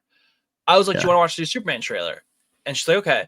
I showed her this. Crypto, she's like, I'll go see this for the dog. I think people are going to see this movie just to see Crypto. But like, also, I really liked what James... So they had like the event, right? Where they showed this on Monday and then we all got to see it on Thursday. At the event, James Gunn talked about Superman being injured in the beginning, which he is. And he said it's like a reflection of our world. And people were like all mad about this. And look, I'm of the opinion that like I think that a lot of times there should be escapism, where it's like I don't want, you to lecture me for an hour. But like I don't disagree with the fact that like Superman is probably needed more now than ever. Like people are divided. Like no matter what side of whatever you believe in, like you could just say like I like to drink water and someone is going to argue with you. Like we're at that point in the world. So it's like, I think a person like Superman is very important right now. Where it's like that hopeful person who does want to do the right thing and does want to be good. And it seems like based on this trailer that there is going to be some disagreement with the idea of Superman, because there's the scene where he's walking through the crowd. The guy throws the can at the back of his head. And so I really do believe that Superman, and I think they're going to, based on the trailer at least, do this through the eyes of children, where it's the children understand that Superman is a hero. And it's all the adults who have a struggle with this, where it's like, how can there just be a good person? Because to adults, it's hard to understand that. But to children, there are just good people out there. There are heroes out there. And Superman needs to be that symbol for everybody. And I do think that's going to be a big plot point in this movie of getting everyone to believe in Superman. Um, I'm just really pumped for this. Like, I do think this looks phenomenal. Like, I cannot wait. And also, no one has been as bald as Nicholas Hoult ever. Like, just he's the most bald human being I've ever seen in my life. He's so bald. Well, I also noticed in the movie theater they also show an additional little clip of. Oh yeah, Mr. Terrific and Lex Luthor. Lex, yeah, and it's kind of cool seeing that. But no, Lex Luthor looks he looks good. Nicole looks He also really, looks really so good. angry, like the most angry man alive. Well, and for me, like I was a little frustrated, not frustrated when I was watching on my phone. I was like, the whole Green Lantern stuff, I just didn't like how it looked on my phone. And then I saw it in the theater, and I was like, it looks pretty good. Yeah, it looks pretty good. So I don't know. I'm very convinced that the plot of this movie is going to be that everyone, like, I think it's going to be a commentary on where our heroes are now, like in culture, where even, I mean, look at what DC's put out, look at what Marvel's put out. Like next year we have a team of villains as like the Marvel movie. Yeah, we have the Fantastic Four, but like Thunderbolts are also right there. Like there is just no purely good hero out there. And I think that Superman is going to be that, even for Green Lantern and like that team of people where it's like, we don't have to save everybody. It's like, well, no, Superman is at least going to try. Yeah. Also, I do think that Pa Kent is just very dead. Like when they were talking, I think, because I think a main lesson that Superman learns from his parents, unfortunately, is that he can't save everybody. And yes, that was portrayed in Man of Steel with Kevin Costner going, no, don't save me, even though you very easily can. But in most of the time, it's with sickness, because that's the one thing Superman can't beat is an illness. And so, like, I think that is probably going to be the underlying plot where it's like, I don't know, whether it be some kind of illness, he has to kind of accept the fact he can't save everyone, but he has to at least try. So, pretty excited for that. This might sound like a dumb question, but yes, I apologize, and people don't know Superman. Because would it be? I think like is it just like canon that his father is always the one that gets offed? Not necessarily. Or could it somehow be his mother and his father are still alive? No, yeah, that's very easily possible. And also, like, James Gunn can kind of change whatever he wants. Sure. I just didn't know. Do you think he would change that, or do it like? So my thought, and this is kind of an awful thought, like, but my thought for the disease, I think that would be the most interesting, which is awful saying this, but I think it'd be very interesting from like a movie perspective and about Superman, is if you gave Martha Kent maybe like dementia or something, where she's there, but like he can't do anything. He has all of these abilities and he can't save her. Where then Pa Kent, and possibly that scene we see, is like, look, you gotta go. Like, you have to go live life, and we'll be here. Like, we'll be okay, but you gotta go protect others and like do the right thing by other people. Yeah. And I also think, which, hand up, stealing this from Twitter, but changing it a little bit. Sorry, X.com, the Everything app. Everything's happening on X. There's like the theme song sounds like it's being hummed, like someone's humming it. A lot of people on Twitter think that, or sorry, X.com, think that it's going to be either someone from Krypton doing it, like his mother from Krypton singing it to him before they send him off. I think it's going to be Martha Kent who is sick, and that's what maybe she sang to him, and then he sings to her before he leaves to go to Metropolis. So that's at least my thought. I don't know. I'm really getting in the weeds here because I just really love Superman. And I just really like. I'm pumped for this. I'm so excited for this movie. Yeah, me too, man. He looks so good. I'm honestly more excited for you than I am for myself to see this movie, because I feel like this is my most anticipated easily for like the next while. It's like this and then the Odyssey, 2025, 2026. Yeah. And we really don't know a whole lot about this movie. Like all the stuff we've seen, We don't know a whole lot. Like, we don't know who the villain really is. Like, seems like it's Ultraman, but also like there's been like a multiple different Ultramans. So like, which one is it? People are saying it's Bizarro. People are saying it's a clone of Superman. We also got like Metamorpho, but then what's his name from Creature Commandos is here. So what's the deal? I don't know. But I'm pumped. Me too. Oh man, I can't wait. All right. The elephant in the room. Batman. This is so silly not to put this in the Batman universe. Why is the Batman not in this Superman world? Just come on. They could be separate, but like have them be together. That is what comics have been doing forever. They have their own stories, but when they have to get together, they get together. I think this is so silly. I don't know. I still think I'm like still a little bit against it. And I think it's just like, especially with how Matt Reeves has been so committed to making it like more realistic, more like anti-fantasy, like not like fantasy, but you know what I'm saying? How some of these Batman villains you have are very much like obviously some of the, especially the villains you see in the Superman trailer, if you threw that in the Batman universe, I feel like it would, or especially the one that Matt Reeves has in place right now. Like, look, I'm not saying that it could never be done, but I think Matt Reeves would definitely need to change the way he perceives his universe, and it may change a lot more than I would be willing to give up. We'll see. Okay, so here's my thing with that. I like when Batman has to fight maybe the more wacky villains. And sure. I'm not saying like, I don't know, I don't need the Condiment King, but like I like Mr. Freeze quite a bit. Like I think Poison Ivy is an awesome character that has just really never been anything done with. Like even Bane in Christopher Nolan movies is great. But he's really just Batman in a different mask. Like, he's not Bane.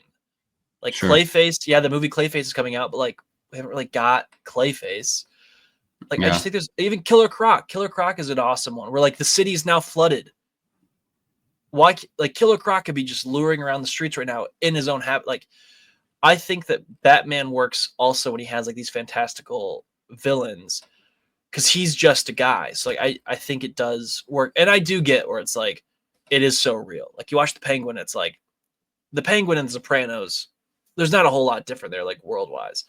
Yeah. But I just think that that's what comics have done forever, and that's what makes it so special. Where it's like, yeah, the Batman can fight up a dude who's like just a guy from their version of Hoboken, but then Superman, calls and needs him, and so now he's got to go fight a giant starfish from, the planet, whatever.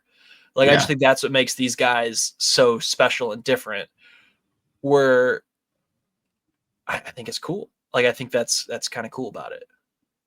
To be honest, I obviously I know Batman is probably the biggest IP DC has. Yeah. So I get it. Totally makes sense for everyone to be freaking out and like thinking, what is their next move with Batman? But honestly, I'd rather have James Gunn focus on some of the other characters that we really haven't gotten good adaptations of. That's what I think as well. Like, I wouldn't mind if the Batman Part 2, maybe just in the background, there's like a newspaper clipping that's like the hero of Metropolis, or it's like from the Daily Planet in the background. And then they're like, yeah, they're in the same universe, whatever. Superman 2, no real connection there. But then maybe Superman 3 or like the Batman Part 3, they do start to converge a little bit, where it doesn't have to be like they come together and they're like fist pumping and, they're boys. But I do think that you can have this kind of commingling here. And also, I think you have a perfect excuse built in, where if you have these characters with superpowers and then you have Batman, the characters with superpowers might just be like, yo, that's just a dude in a suit. Like, we're powerful beings. We don't need to, go knocking on his door for these intergalactic things that are happening. Mm-hmm. But then, maybe Batman can prove himself or something. I don't know. But I just think that these two are such like perfect, like right in age. It's a very beloved Batman we have now with hopefully a very beloved Superman. You're trying to build a new universe. why not just bring them together? Yeah. And you don't even have to do like a whole lot with them. Like you could wait till the Batman Part 3 is done to be like, all right, here's World's Finest. Like here's Batman and Superman together. Like you could let Matt Reeves finish his whole vision, and then it's like, hey, Robert Pattinson, want a check that's blank, and you fill in the number. I get it. I get it. It's the same phase as like if they were like, hey, Christian Bale, you want to come back and do something? But I don't know. To me, it's like if you're gonna do this, if you're gonna go all in, why not go all in? Like I just think it's silly to have a possible another Batman out there who's gonna just be for this Superman when you have a Batman who's very beloved. Yeah. I mean, I think I see where you're coming from. I just don't think this is something we're gonna see. I think it's the same as the Spider-Man thing that we had for a while, where it's like you had Andrew Garfield and he couldn't play with the box of toys that was the Avengers. And then we had to get a new one. So we're basically going to just do the Andrew Garfield thing to Robert Pattinson if we don't. Well, I think the Robert Pattinson, I think it'll definitely, the trilogy will be finished out for sure with those movies because I think they're just so beloved and they're critically acclaimed, I guess. So I feel like the Garfield movies, like kind of, while they were beloved by fans, I feel like critics hated them, which maybe would have caused them to but I go also think casual fans didn't love the Snyder ones, which was part of the issue. Where it's, I think that if you have, maybe the Snyder movies, which we could talk about too, where it's like just the annoyance around all the Snyder people with this trailer, which drove me nuts. You have that, right, where it's not that beloved by the casual audience. The Batman made a ton of money. The Batman, people clamoring for more. The Batman. So I think that you have something that's working. Maybe don't force it, but why not at least try? Which I think, according to rumors, James Gunn is trying, but I don't know. Yeah, I mean, I'm all in for them trying. If they can make it work. But I think at the end of the day, I think if it doesn't work, I think it'll be for the best interest of the Batman and for the DC universe. Yeah, even in the same way, and it's kind of a harder example because they're more similar, but like you look at Guardians 1 and 2, right? Those are kind of on their own. Like they don't really tie into the greater Marvel universe with the same characters and everything. But then you had Avengers Endgame. And it's like, whoa, okay, these characters together. They work well together because they allowed James Gunn to write for those characters in that movie. And then once that movie ended, we go back to Guardians 3 and now it's its own thing again. And like it feels very distinct. I don't know why you couldn't do that approach with this and allow it to kind of, do its thing. Yeah. I just think they're setting themselves up for failure again. And that's what I'm worried about. We're going to have to do this whole thing again in a decade. Instead of having a Superman and a Batman that will last, that could be something for a long time. Yeah, I see that. I see what you're talking about. So, I don't know. That's my keychain. There he is. Oh, that's fire. Yeah, I always know which one's mine. I got my keychain right there. But yeah, I don't know. That's all I'm just very excited for this movie. Like, I want this to succeed so much. And for the Snyder people, listen, it's over. I'm sorry. I think Henry Cavill could have been an amazing Superman. I don't think he got a fair shot. I really wish he did, but he didn't. And it's over. We got to move on. Going on Reddit to the Snyder Reddit is one of the funnier experiences I've had this last week of just the Snyderverse Reddit is in complete shambles. They don't know what to do. They're only posting like the Henry Cavill trailer and being like, what are we doing? Like, this is way better. I'm sorry. It's over, guys. Pack it up. Yeah. Hate to tell you. It's over. I like Man of Steel a lot. I'm gonna watch it tonight, but it's over. No, I do too. Well, I thought it was funny because that's what I made a TikTok earlier this week. I just like made it because I thought it'd be funny. I was just like, I did. That was a funny TikTok. I think it was a very funny TikTok. Because everyone was just posting it, and it was like all just like, you know. And I was like, I don't know, I'll just post Man of Steel just because why not? No, you should. I thought it was a very funny. I was like, yeah, I agree. Snyderverse fans are being a little toxic right now. They had their time. Because here's my thing too. Like okay, maybe I'm reading it wrong, but like when I go on this Reddit and it's very funny, I'm reading it and it's like they seem like they're Superman fans, or at least they're DC fans.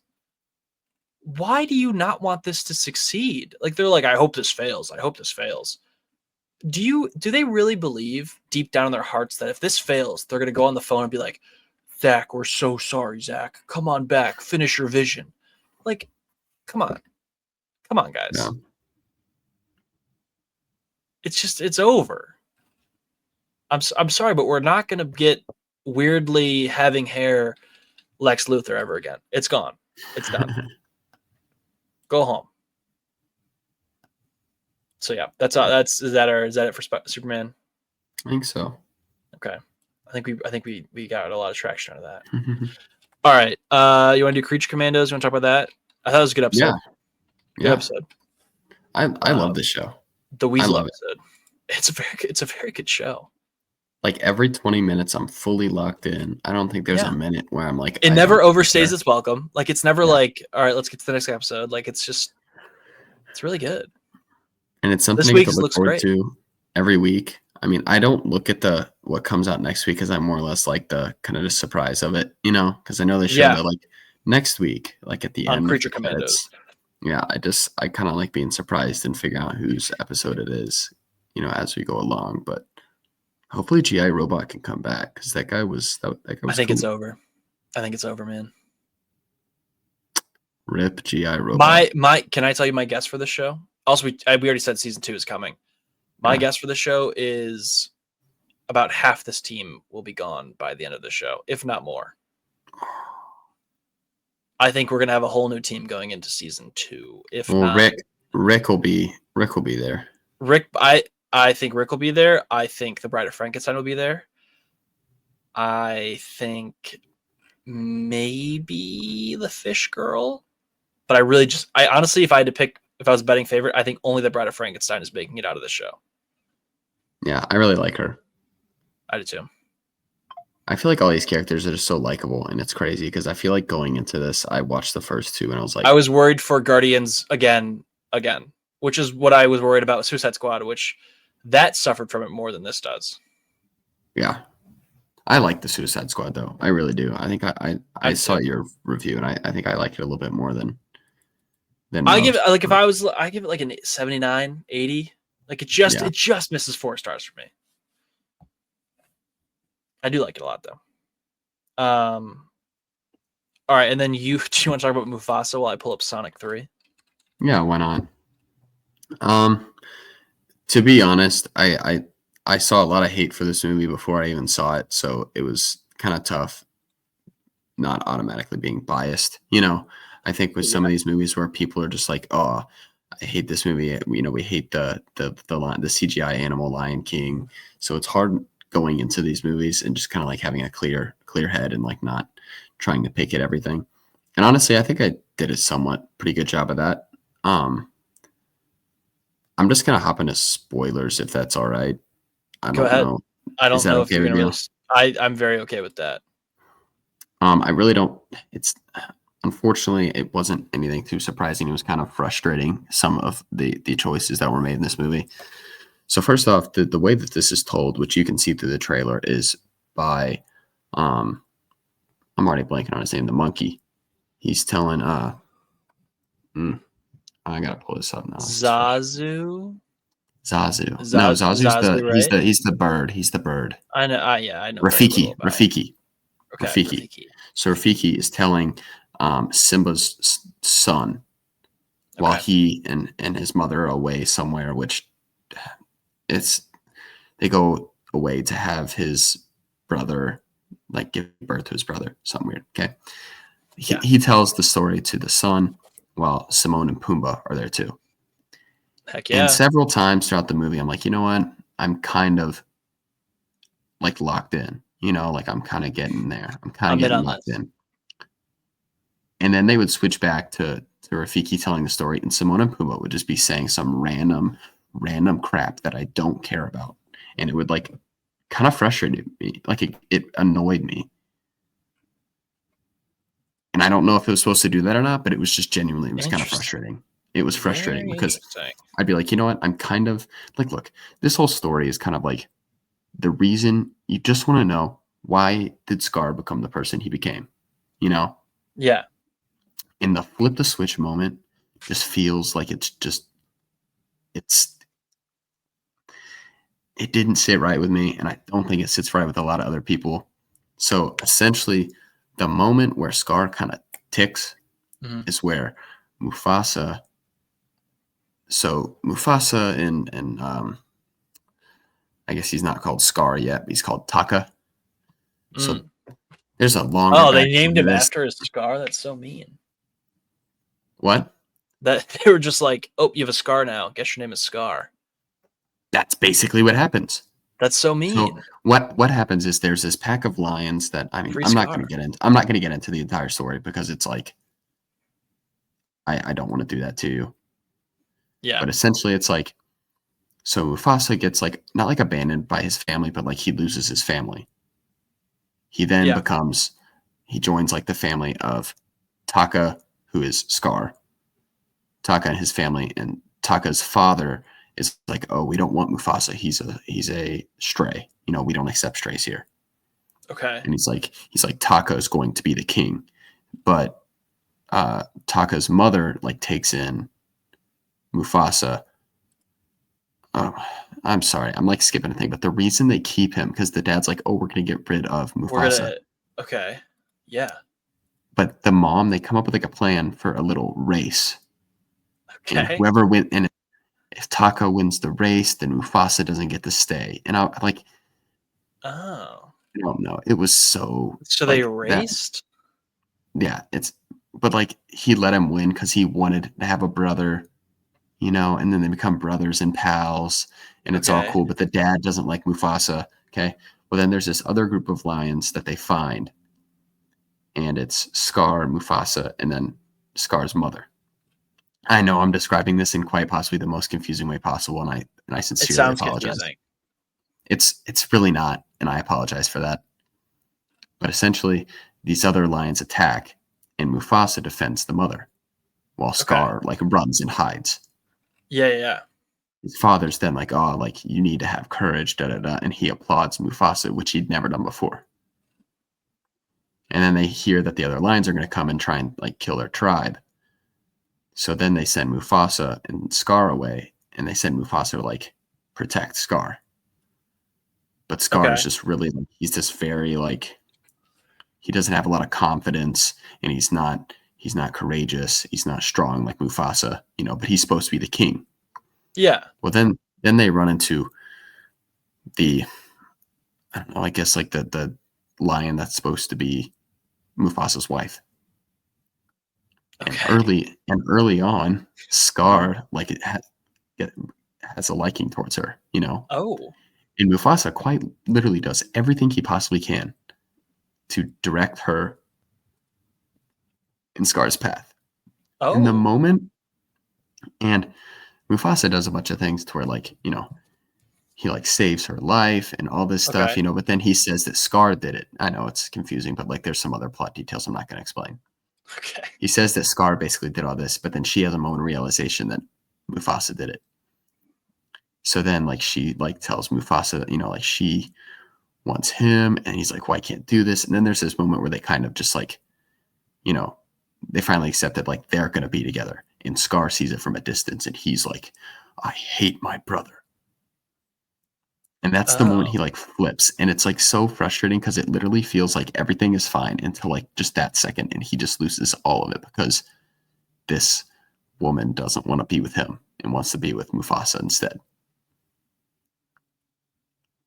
What?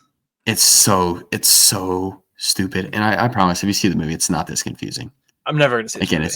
it's almost it's almost a frustrating choice because it's like, dude, like everything's like fine, and then just like in that moment, like he's just like, oh, he wants to take the throne for himself and all this stuff, and so then he goes and finds the other lion tribe and tells them where, they're Where all running to, where they can find him, and then like the other lion's about to kill Mufasa. This feels like needlessly complicated. Yeah, it's not that complicated. It's just like, or maybe it is, and it's just the point is you get to the like. I gotta pull up notes. I took notes during this movie. I'm like, some of this stuff is just rough. So, like, why did they just like? I don't know. Why didn't they just have Mufasa welcome Scar as the brother? Why didn't they just have them be brothers? But Mufasa was like the younger one, but then the father wanted Mufasa to become king over his older brother, who's maybe the rightful heir, who was Scar. And then like that was like their falling out. So hang on, basically you're telling me that Transformers 1 from earlier this year did a better version of this than this movie did. I hadn't seen Transformers 1 yet. Okay, so sounds like Transformers 1 is a better version of what you're describing right now. Which from what I've heard, Transformers 1 was good, but like Transformers 1 was good. I just said the Scar transformation from like good Scar to bad Scar, like him and Scar are like super tight the entire time. Up until the moment that he sees his brother with this other girl. And he just loses it. Like he just And then, oh my gosh. So then at the end, Scar kind of like he realizes he messed up by bringing this lion pack to Mufasa, and this lion's about to kill Mufasa.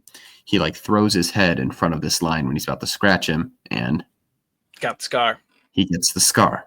And everyone pointed at the screen like, oh my God, there it is. There's the scar. Well, then this entire time they've been basically going for this place that's like, it's called like Malele, which is supposed to be like heaven, or like it's like a very fruitful land. And they get there and everyone's like, oh, Mufasa, you're the king, Oh. And people are like, no, you should banish Scar or you should banish Taka for what he did to you. Dang. And he says, no, he can stay here. While I'm here, my brother will have a place to live, but I will no longer call you that name.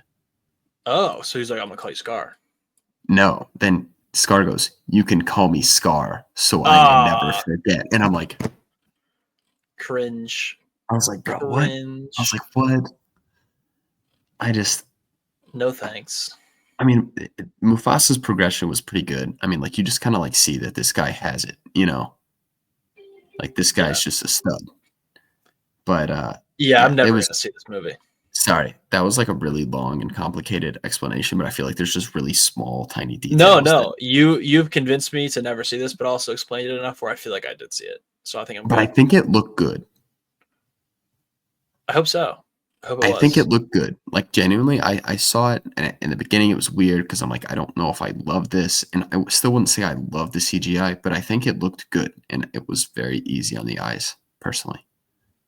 Yeah. Well, that was. I'm looking at more Superman trailer stuff right now. I gave it 2 out of 5 stars. Nice. Probably never gonna see that one again. Ever. It's not as bad as people say it is, but it's still frustrating. Hey, want to talk about a way better movie in Sonic? Yes, I'm 100% ready to talk about Sonic. Breaking news. Sonic cracked my top 10 of the year. That's a little tease for the people about how I felt about Sonic 3. That's crazy. Because as a Sonic 1 and 2, not hater, but maybe not a fan, Sonic 3 was everything I wanted and more. Sonic 3 was my version of a Sonic movie. It just works. So before we get into it, I'll read the synopsis. Sonic, Knuckles, and Tails reunite against a powerful adversary, Shadow, a mysterious villain with powers unlike anything they have faced before. With their abilities outmatched, Team Sonic must seek out an unlikely alliance, which, spoiler alert, is Dr. Robotnik, Jim Carrey. So I said a couple weeks ago, everything I like about Sonic is the serious moments, the moments where it takes itself a little more seriously and is not just like, hey, here's a fart joke movie. Yeah. This movie was what I liked about Sonic. Like it is that serious moments. It does have the humor, but like on a more sophisticated level.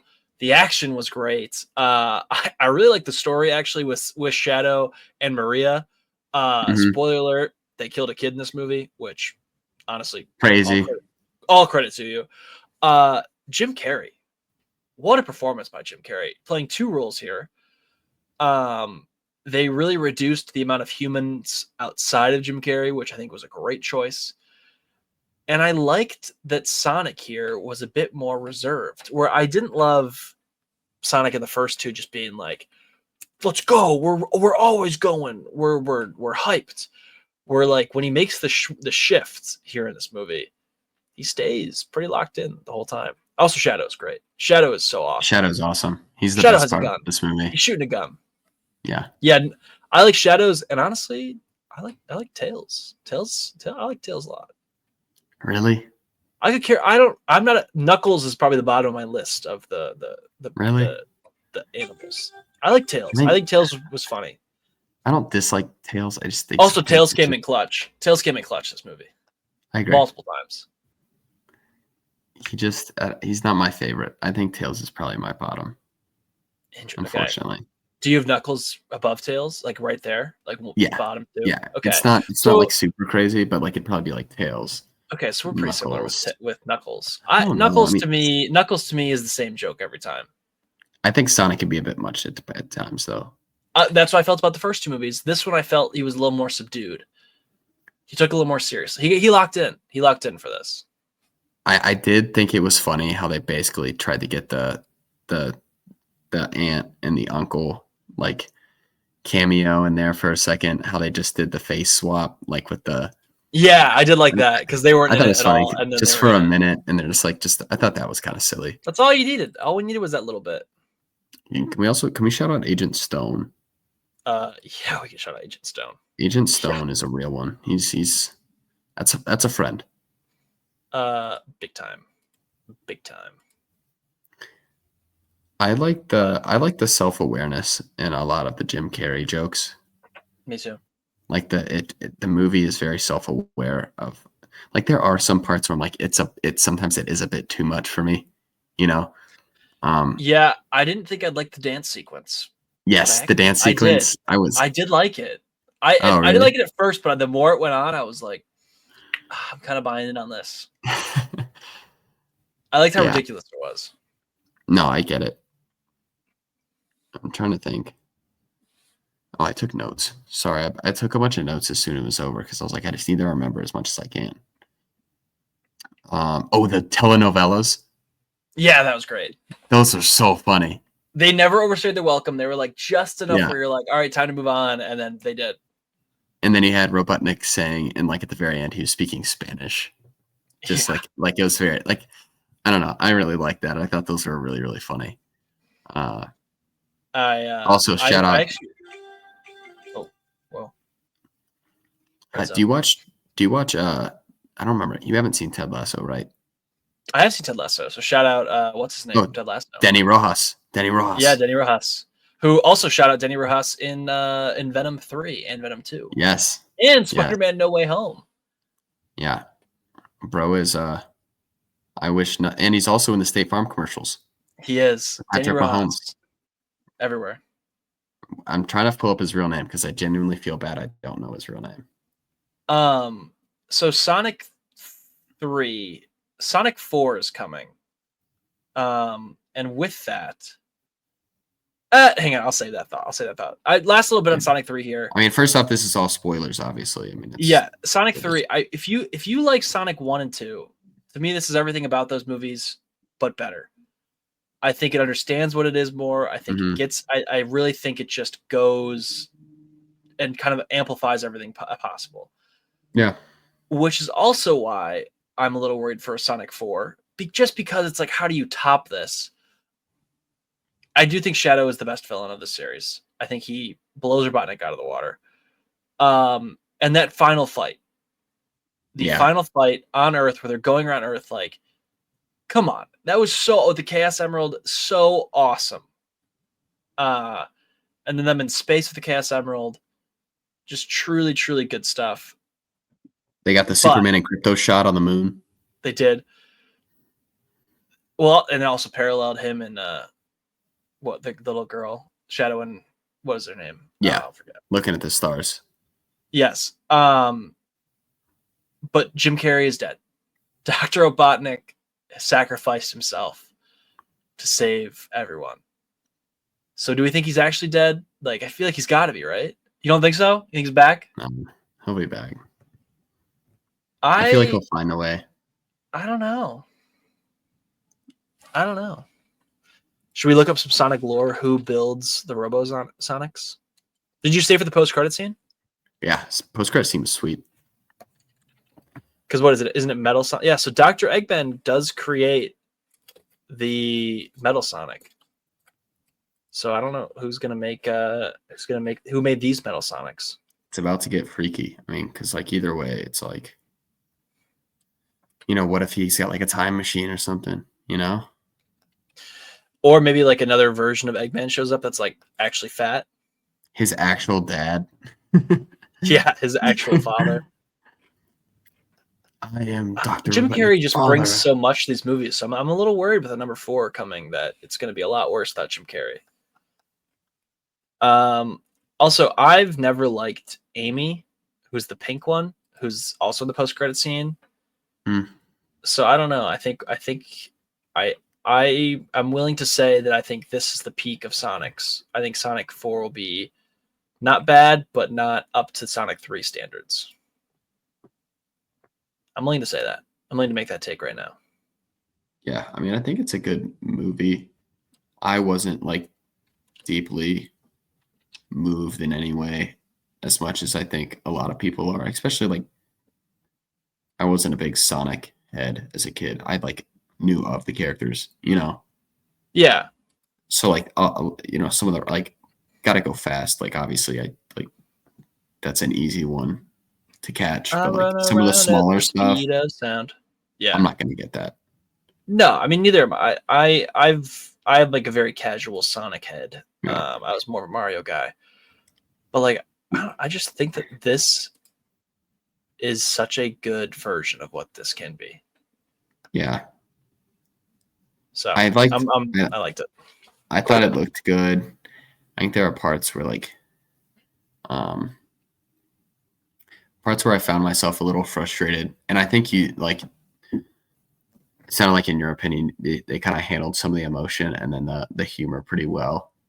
I thought so, yeah. I think for me, it just didn't feel that way. I think I did appreciate. Fair. I think they did a good job at times with some of the emotion. Like I think the whole Shadow back, flashback where he's like got the record. Thought that was great. But I really like that. I think that was really, really good. But then I think some of the other parts were just tough because it's serious. Then personally, I felt like they just hopped right into another joke. And which is hard with like a kid's movie because it's like, how do you let it linger? I do think though, that the best use of it was at the end where older Robotnik was basically like, "You're dead to me." The moment Maria died, nothing else mattered, and then he had that moment of like, I need to fix this. I thought that was a great use of it because it kind of did influence his character till he sacrificed himself. And then even with Agent Stone, it was like a great moment with him where it's like, I know that was, I will say that was a good moment. I really liked that moment. That was a great moment. So yeah, really Agent Stone, man. Rest in peace to Agent Stone. Needs to join Team Sonic. Facts. Get him a cool suit or something. Yeah. I don't know. I don't think he's. I just don't think he's gone. I just don't know how these. I think he's gone. I don't know how they're going to operate without him. Neither do I. But I mean, doesn't it kind of defeat the purpose of what he did? Yeah, I guess. But yet again, I mean, like, are the kids really going to know? Are they going to care? I mean, I guess so. Also, Jim Carrey this last couple of weeks was like saying he would come back and be the Mask, come back and be the Grinch. I was like, dude. Oh, so now he's taking. Yeah, now he's having a good time. I'm all here. I'm here for the Jim Carrey revival. Me too. The Renaissance. I'm with you. James Eugene Carey. James. Yeah, if you look at Jim Carrey's what he's been in since 2020, he has been in Sonic. He has been in The Weeknd's music video twice, and Those Sonic are 2 and bangers. 3. Yeah. Those are bangers, I will say. Also, he was in a Verizon commercial where he was the cable guy again. So, oh yeah, I remember that. That was a Super Bowl commercial, wasn't it? yes, it was. Yeah, that was a good one. So pretty hype. But yeah, I don't know. I just really like Jim Carrey. I'd like him to come back if he could. So Yeah. all right. Is that all we got on Sonic? Yeah, what'd you give that out of a I gave it 4 stars. I really liked it. Okay. I gave it like an 83, 84. Okay. I'm at like a 64 right now. Fair. Very fair. I'm For like me, fighting between a 3 and a 3.5. It hit everything that I was like, here's what I want out of this movie, and it did everything that I wanted. So I can't be mad at it. So 64 for you. I mean, I think I felt like it elevated. Like I said, I think it did what I wanted it to do. I just don't think it necessarily had the effect that it had on you. For me. Yes. And 2 things today, which is very funny. That's Superman trailer and this. Yeah. All right. Looking into next week, we'll have Creature Commandos episode 5. We will talk Baby Girl. We will talk Nosferatu. We will talk A Complete Unknown. Probably talk some more Superman with Charles once he's actually on. We can kind of go back and forth with him. Any trailers that drop, if any more news and Christopher Nolan drops. But yeah, enjoy Christmas. Hope it's wonderful for you. I'm gonna rewatch Man of Steel tonight. So yeah. Anything else on your end? No. And have a holly jolly Christmas. Last Christmas, I gave you my heart. But that's such a good song. That's like the best Christmas song. The best. It's the best. I was thinking of that actually the other day. Sorry, we're not ending actually real fast. I was thinking that, like, if you were to do a George Michael biopic, that might be the hardest casting of all time. Like, Elvis was hard, yes, but George Michael is so distinct looking.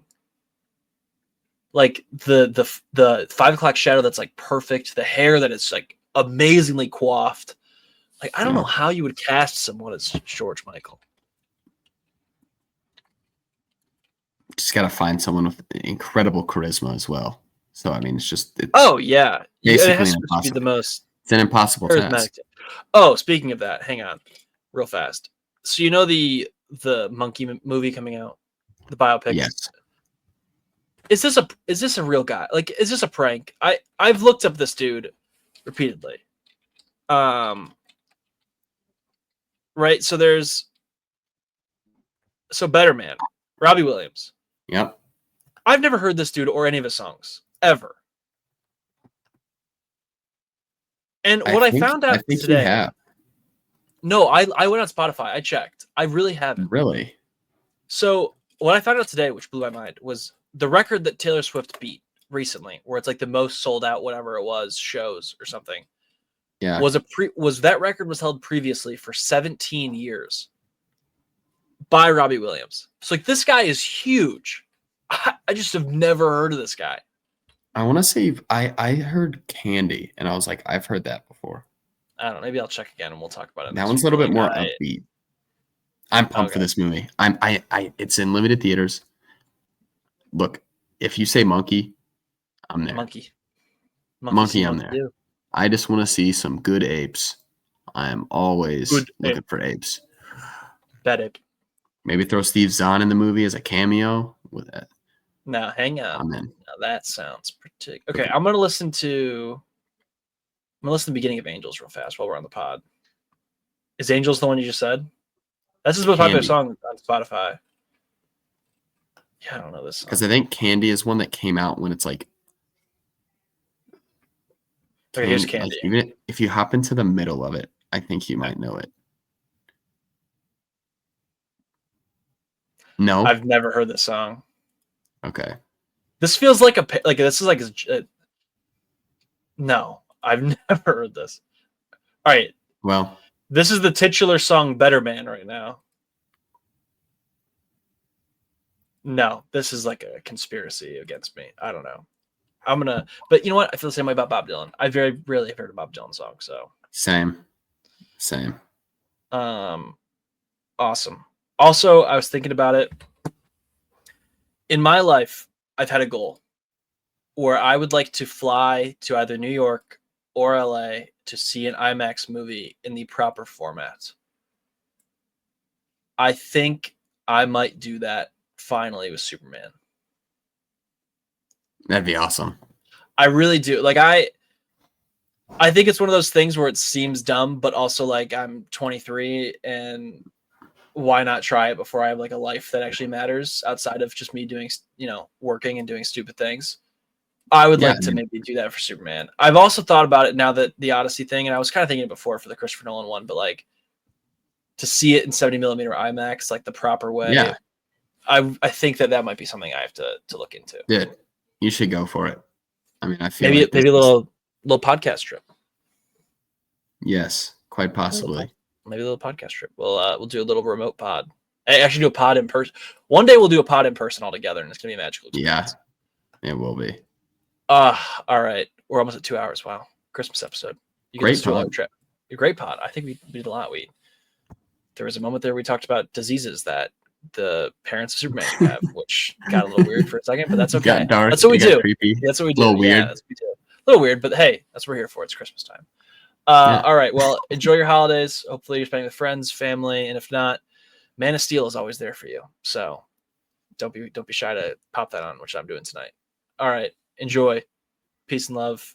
Go watch Baby Girl and Nosferatu and Complete Unknown.